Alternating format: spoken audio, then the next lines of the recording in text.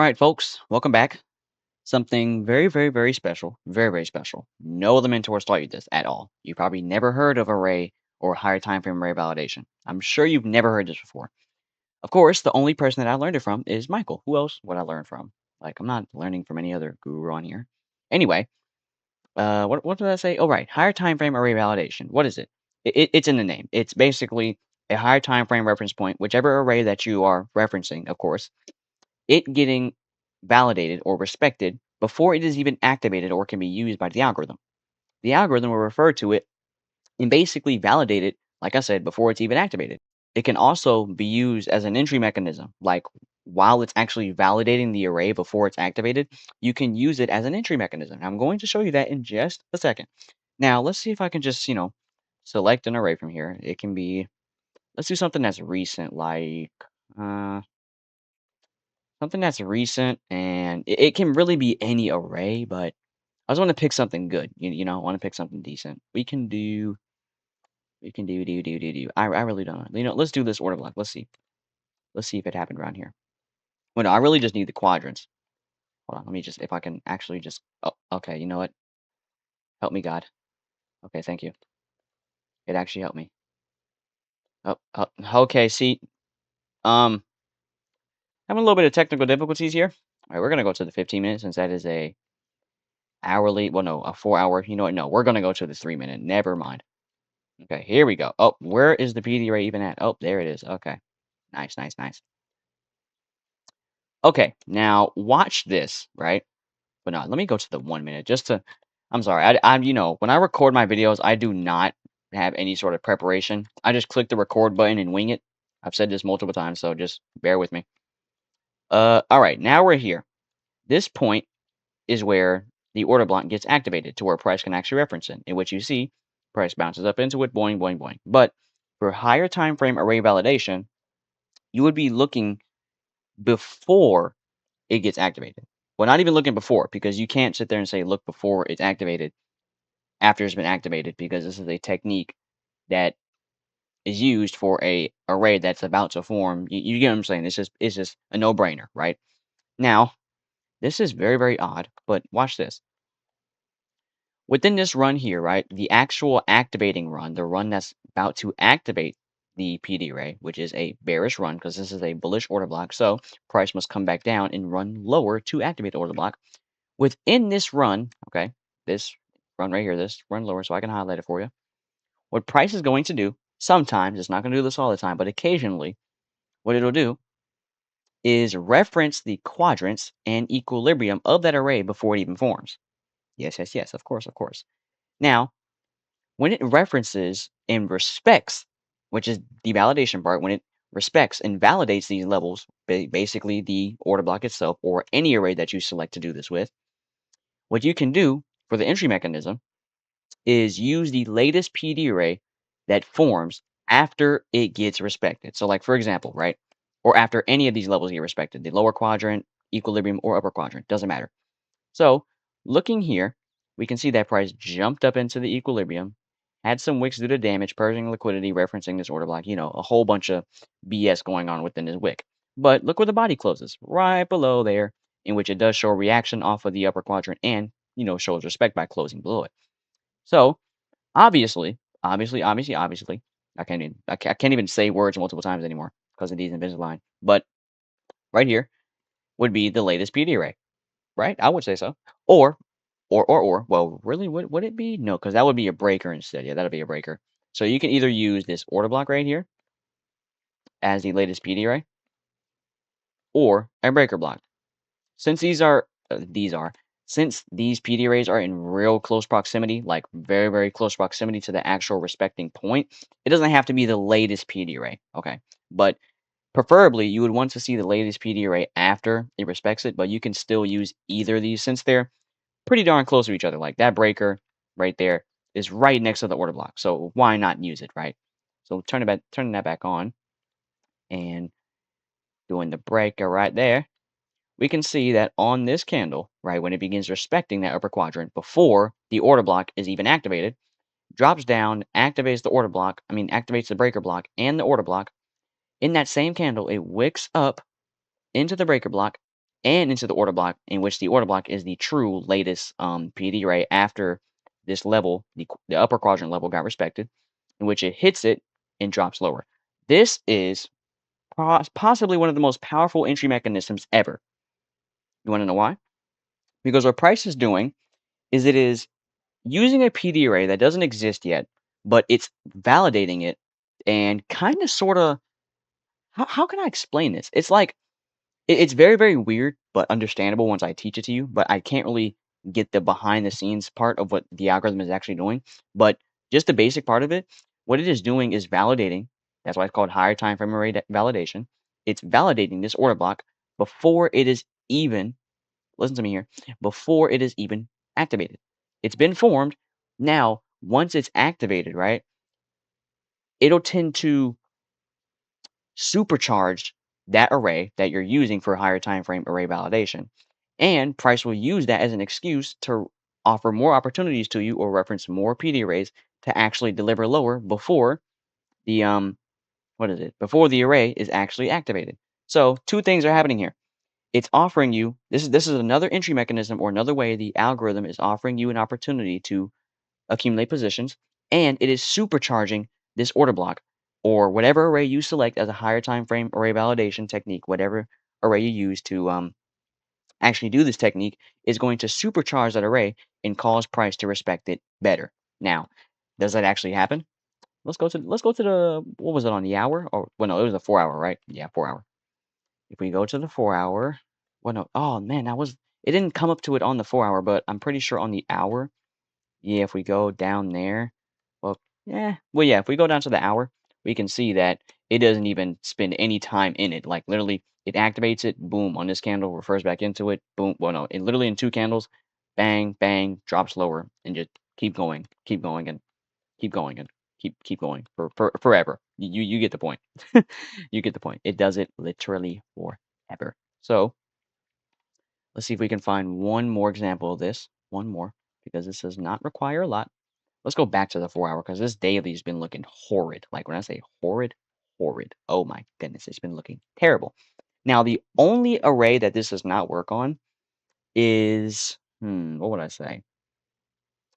Definitely the volume balance because when it forms like instantly. You can't like really, you get what I'm saying? Like it's literally forming directly when a candle opens and closes. So the two would be volume balance and mitigation block. And what did I say? Yeah, and liquidity void too, because liquidity void is like a giant imbalance, and you would be using that to. It just wouldn't make any sense. I mean, you could. Let me think. Uh, yeah, I guess you could. You could use a liquidity void for this technique. So the main two would be mitigation block and volume balance are out of the question for this technique. Let me see if I can find one more. I want to find like something unique, like a breaker or something like that. Let's see here. Let's see. Lazy. Um, that hold on, is that a breaker? Wait. Okay, so we have the liquidity purge, refers back up, drops back down. It does not break that high, but it does purge liquidity, so it comes down. Yeah, that would be a breaker. Now, this is a different formation of a breaker, kind of, sort of, but as we can see here, it purged liquidity already.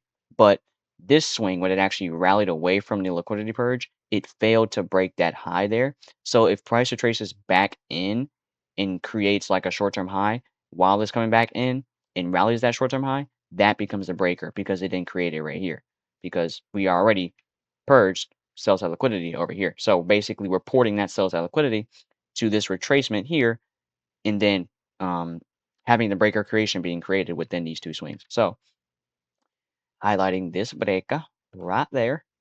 Wait, no, let me use the quadrants. Hold on. Boom. Oh, why am I acting retarded right now? I just right clicked twice. Am I stupid? Okay, here we go. Drag it out. Oh, is that aligned with it perfectly? No, we're not even going to try that. Oh, come on. Mouse, stop double clicking. I don't know why my mouse does that. Anyway, to the 1 minute, hopefully I can go. No, I don't think I can go that far. Yeah, no, definitely not. Yeah, no. Okay, so we're gonna go 3 minute then. It's time to scroll over. Oh, I still can't go to the. Okay, whatever. All right, I guess this is. Oh wow, yeah, this might just be beautiful. Oh, but that's actually pretty crazy. It respects it before it even form. Wow, that's pretty insane. I'm just now looking at this now, but the delivery was pretty trash, but it can still be applied here. The reaction is mainly off of the equilibrium, as we can obviously see, so I don't think I need to explain that part. Um, let's look at the main points of reference. So let's see, we got this one. This one kind of just tore through the equilibrium. I'm not gonna lie, but it still kind of sort of respected it, but it still kind of tore through it. But this one, major point of respect. This one tore through the equilibrium. This one respected the equilibrium. And then I wouldn't consider this one because that's when it activated the breaker block going there. So really the two would be this one and that one right there. I guess you could include that one too because it kind of sort of respected it, but we're gonna go over this one first. Now looky here. Right around here, price references the equilibrium and clearly respects it, right? Since it does that, what's the not most recent, but well, kind of sort of most recent and latest PD array that's formed? Well, what is that? It's obviously this breaker. Obviously, right? Right. I would say so. It's the mitigation block and fair value. Did I just say break? Wait, I didn't realize. Did I just call this fair value gap a breaker? There's no way I just did that, right? I think I actually just called this a breaker. But this fair value gap in which there is a mitigation block binded to it because it is formed within the mitigation block's creation. So you could bind that with the fair value gap, even though it's kind of far away from the fair value gap's creation, which is the latest PD array, but you can still bind it to it and use it as a PD array or as the latest PD array or bind it with the latest PD array because it's forming within it or they're both forming in the same price swings. So you can see here if you want to hide the drawings real quick, after it respects the equilibrium around, if I can get my tool around this area here, jumps up, activates the mitigation block, drops back down, hits the oh, had to burp, sorry. But it hits the fair value gap, respects its equilibrium by closing above it. That can be used as your entry. And then it also hits the mitigation block without breaking the swing down here, respecting the mitigation block also, in which price does shoot away higher. Now, what also happens is when you see price validating that higher time frame array, it is going to not necessarily supercharge the latest arrays like this technique here I just showed you. It's not going to necessarily supercharge them, but since it's validating, it's also going to port that validation, like that narrative of it validating a bullish higher time frame array, to the latest bullish PD arrays. So basically, it's like, you know what? Since I validated this, let's go ahead and make these other PD arrays on a lower time frame get respected too. That's basically what it's saying. So let me see here. I think there was one more example I did mention. Uh, yeah, kind of sort of around here. I would say so because it dropped down, equilibrium hit it. This kind of went below it to purge the low down here, but you get the point. It still basically respected it around this level pretty well. I wouldn't say amazingly well, like super precise, but you get the point. Around here, it respects the equilibrium. We see that already. In which the latest PD rate is, drum roll please, a classic little order block. Very classic. Why did my mouse just do that again? Anyway, here is the order block, in which I don't think I have to explain this, but you can see that price references the order block, respects its equilibrium, closes above it, and rallies higher. Pretty simple, right? This was a very low probability day because it's not because it's a Monday, but Mondays is like the first what's the word? No, not like, but it is the first day of the week. So Mondays are likely to accumulate or basically just have low probability price action to prepare for the rest of the week. So that's another form of using the latest PD array with higher time frame array validation. Real simple. It's nothing too hard. In which all this lower time frame validation for a higher time frame PD array does supercharge a breaker, in which that breaker gets used for a let's see here for a 500 point move. Probably like that was mid. It was all right because of this horrible consolidation. Just big, horrible, and just obnoxious. But you get the point.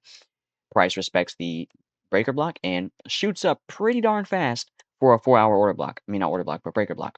Shoots up about, like I measured, 481 points in a matter of a day. That's pretty dope. I would say so, me personally. But anyway, this is the end of higher time frame array validation.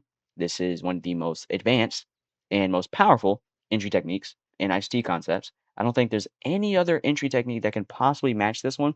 I'll probably have to like come up with one or like make some sort of like model or put together some influences to see. if there's anything better than this, but for right now, this is pretty crazy. Anyway, the end of higher time frame array validation. I hope I'll tell you this well, and this should assist you when it comes to your high probability entries. And I'll see you in the next one. Good luck and good trading.